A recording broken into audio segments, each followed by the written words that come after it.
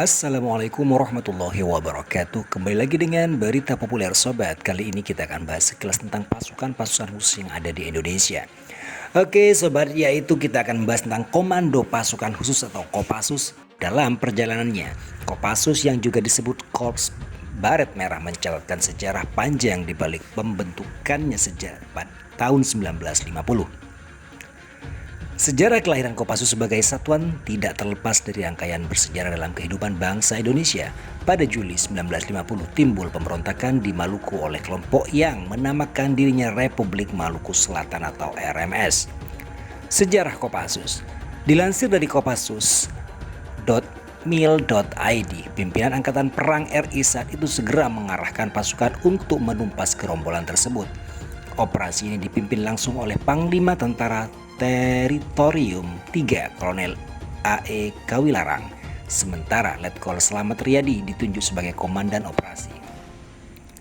Operasi ini berhasil menumpas gerakan pemberontakan, tetapi tidak sedikit pula korban dari pihak TNI.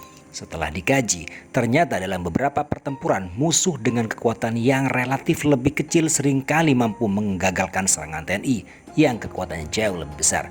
Hal ini bukan karena semangat anggota pasukan musuh yang lebih tinggi atau perlengkapan yang lebih lengkap, tetapi taktik dan pengalaman tempur yang baik didukung kemampuan tembak tepat dan gerakan perorangan. Pembentukan Satuan Pemukul. Peristiwa inilah yang akhirnya mendasari Letkol Slamet Riyadi untuk memelopori pembentukan suatu satuan pemukul. Satuan tersebut diharapkan dapat digerakkan secara cepat dan tepat untuk menghadapi berbagai sasaran di medan yang berbagaimanapun beratnya. Namun, cita-cita Letkol Slamet Riyadi itu tidak dapat diwujudkan karena ia gugur pada salah satu pertempuran di sekitar kota Ambon. Cita-cita luhur ini kemudian dilanjutkan oleh Kolonel A.E. Kawilarang hingga akhirnya lewat instruksi Panglima Tentara dan Teritorial TT 3 nomor 55-GST-PDS-52 tanggal 16 April 1952 terbentuklah Kesatuan Komando Teritorium 3 yang merupakan cikal bakal Korps Baret Merah atau Kopassus. Komandan Kopassus pertama dari ex-tentara Belanda. Komandan pertama dipercayakan kepada Mayor Muhammad Ijon Janbi, mantan Kapten KNIL tentara kerajaan Belanda yang pernah bergabung dengan Korps Special Truppen dan pernah bertempur dalam Perang Dunia II. Sebagaimana diberitakan Harian Kompas, tanggal 17 April 2022, pendidikan Komando Angkatan Pertama dibuka pada 1 Juli 1952 di Batu Jajar dengan diikuti 400 siswa. Instruktur utama pasukan tersebut juga dipercayakan kepada Mayor Ijon.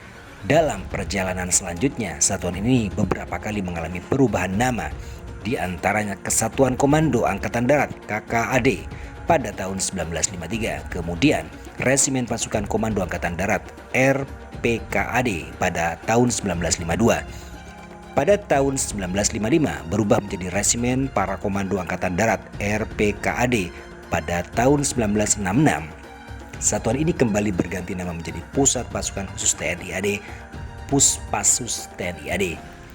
Namanya ditetapkan menjadi Kopassus. Berikutnya pada tahun 1971, nama satuan tersebut berganti menjadi Komando Pasukan Sandi Yuda, Kopasanda. Kemudian pada tahun 1985, kembali berganti nama menjadi Komando Pasukan Khusus, Kopassus sampai sekarang, setelah beberapa kali mengalami perubahan dalam organisasi. Struktur organisasi Kopassus saat ini terdapat di beberapa wilayah. Pertama, Makopassus yang berkedudukan di Cijantung, kemudian Pusdiklat Passus yang berkedudukan di Batu Jajar, dan Grup 1 Kopassus yang berkedudukan di Serang. Berikutnya, Grup 2 Kopassus berkedudukan di Solo, Grup 3 Kopassus berkedudukan di Cijantung, dan Satuan 81 Kopassus berkedudukan di Cijantung. Lebih baik pulang nama daripada gagal di medan laga. Berani karena benar, berhasil komando. Oke sobat berita populer, terima kasih atas waktunya. Wassalamualaikum warahmatullahi wabarakatuh.